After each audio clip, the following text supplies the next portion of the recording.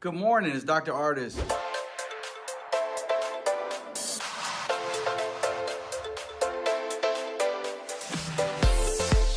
Today, we're gonna talk about slip disc. Is that necessarily a thing? Slip disc is not necessarily a thing. A disc could actually happen to actually do three different things that actually can break it down. Patients come in, that's more of a layman's term for saying it.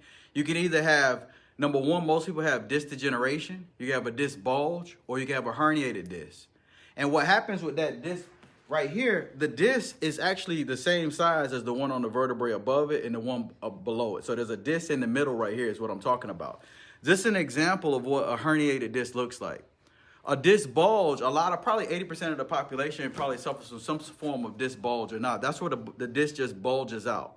It's not torn yet, but when it herniates, that's when that fibrous tissue that surrounds that disc, that keeps it in, tears, and it sticks all the way out and hits that nerve. That's very painful.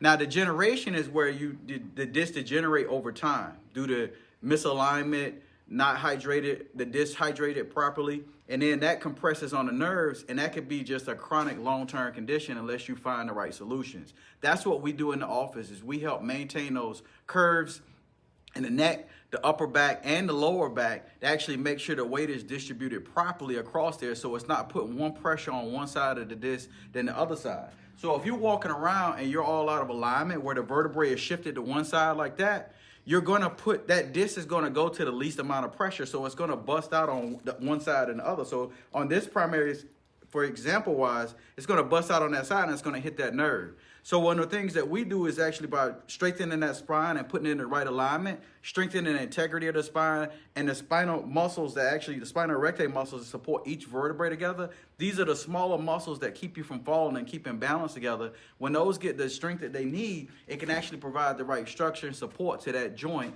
and actually help stabilize that disc. Now that process does not happen overnight. Some people can come in and get some really quick results, but majority of people, it just takes time to actually retrain that muscle, re-educate that muscle and that disc on how to operate properly, and hopefully that inflammation goes down in the right amount of time, and that can decrease your pain significantly. So the question is, we want to stop using the term slip disc, and then we want to make sure that we understand that it can either be a herniation, a disc bulge, or it could actually suffer from degeneration.